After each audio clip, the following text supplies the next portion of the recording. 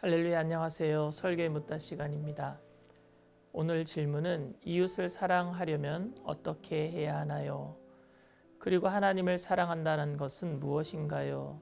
이웃과 하나님을 사랑해야 하는 말씀의 사랑이 헬라어로 아가페이던데 우리가 아가페적인 사랑을 가지려면 어떻게 해야 할까요? 라는 질문입니다.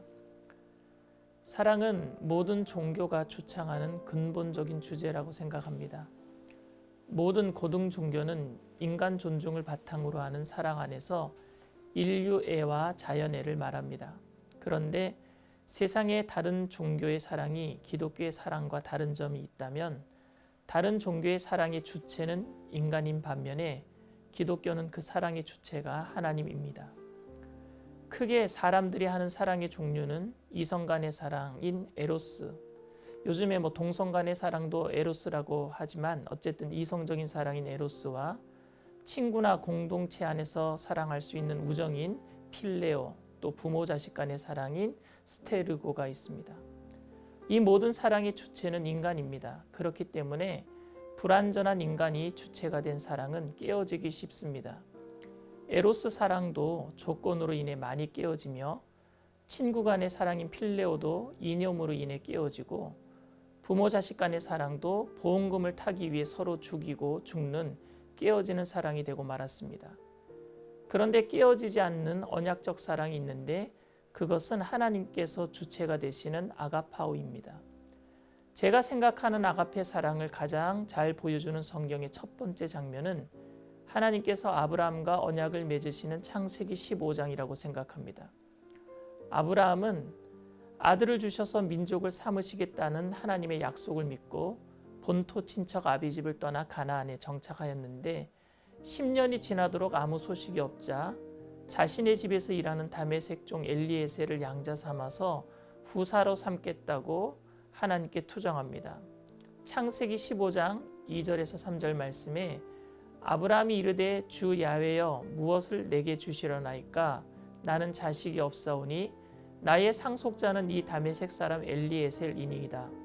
아브라함이 또 이르되 주께서 내게 씨를 주지 아니하셨으니 내 집에서 길린 자가 내 상속자가 될 것이니이다. 그때 하나님께서는 다메섹 종 엘리에셀이 후사가 아니라 아브라함과 사라를 통해서 날 자가 후사가 될 것이라고 말씀하시면서 그 후손을 민족이 되게 하여 가나안 땅을 주어 소유로 삼게 하시겠다고 하셨습니다.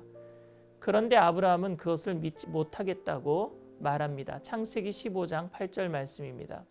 그가 이르되 주 야훼여 내가 이 땅을 소유로 받을 것을 무엇으로 알리까? 이때 하나님께서는 아브라함을 믿음 없다고 꾸짖지 않으시고 그에게 계약식을 준비하라고 하십니다. 그 계약식은 당시 고대 근동 지방에 있었던 사람들끼리 계약하는 방법이었습니다. 그것은 짐승을 잡아 반을 쪼갠 다음에 계약하는 당사자가 함께 손을 잡고 쪼개진 고기 사이로 지나간 다음에 고기를 불살라 음식해 먹는 것입니다. 당시 계약식이 가지고 있는 의미는 약속을 이행하지 않을 시 자신이 쪼개진 고기처럼 반으로 쪼개져 죽임을 당하겠다는 것을 의미하고 있습니다. 그런데 이 계약식의 당사자인 아브라함은 깊이 잠이 들었고 그때 하나님께서는 아브라함이 준비해 놓은 쪼개진 고기 사이를 혼자 지나가십니다. 창세기 15장 12절 또 17절 18절 말씀입니다. 해질 때에 아브라함이 깊은 잠이 임하고 큰 흑암과 두려움이 그에게 임하였더니 해가 져서 어두울 때에 연기나는 화로가 보이며 타는 횃불이 쪼갠 고기 사이로 지나더라. 그날에 야훼께서 아브라함과 더불어 언약을 세워 이르시되 내가 이 땅을 애굽 강에서부터 그 큰 강 유브라데까지 내 자손에게 주노니. 하나님께서는 아브라함에게 어떤 의무나 약속 이행을 짐지우지 않으시고 혼자서 지나가시면서 아브라함에게 약속하신 것을 반드시 지키시겠다고 하셨고 만약 그 약속을 지키지 못할 때에는 하나님이 반 쪼개지시겠다고 하신 것입니다. 결국 하나님께서는 우리들을 복주시고 천국 백성 삼으시겠다고 약속하신 것을 이루시기 위해 십자가상에서 당신의 몸을 쪼개신 것입니다. 이 사랑이 바로 아가파오입니다. 구약에서는 이 사랑을 히브리어로 헤세드라고 말합니다. 이 사랑을 깨달은 사람은 1만 달란트 즉 16만 년을 매일 벌어서 한 푼도 쓰지 않고 모아야 하는 액수를 탕감받은 기쁨으로 모든 사람을 아가파오하며 살아갈 수 있습니다. 그런데 깨닫지 못하고 형식적으로 살아가는 사람은 1만 달란트 빚진 것을 탕감받았다라는 사실을 망각하고 자신에게 100데나리온, 즉 100일 동안의 품삯 빚진 자의 멱살을 잡고 자신의 창고에 가두어 버리는 사람입니다. 이에 대해서 예수님께서 비유로 드신 말씀이 마태복음 18장 24절에서 34절 말씀입니다.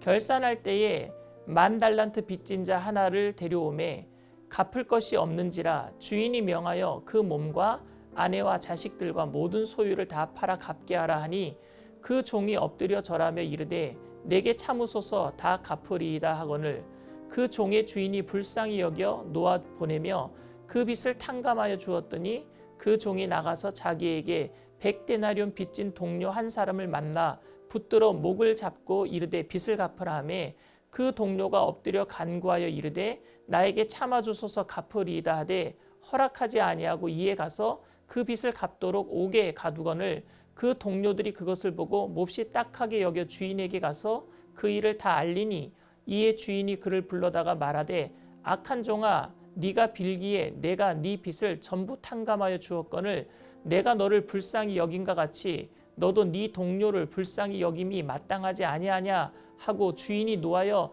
그 빚을 다 갚도록 그를 옥졸들에게 넘기니라. 이웃을 사랑하기 위해서는 하나님의 사랑을 먼저 철저하게 깨달아야 합니다. 그리고 하나님을 사랑한다는 것은 내 자신의 의지와 노력이 아닌 불가항력적인 하나님의 사랑 앞에 엎드려 나는 죄인입니다. 나를 떠나소서라는 고백이 저절로 나오는 상황입니다. 저는 여러분들이 하나님을 감동시키려고 그 어떤 종교적인 활동이 열심을 내기 전에 하나님의 사랑에 감동되시기를 바랍니다.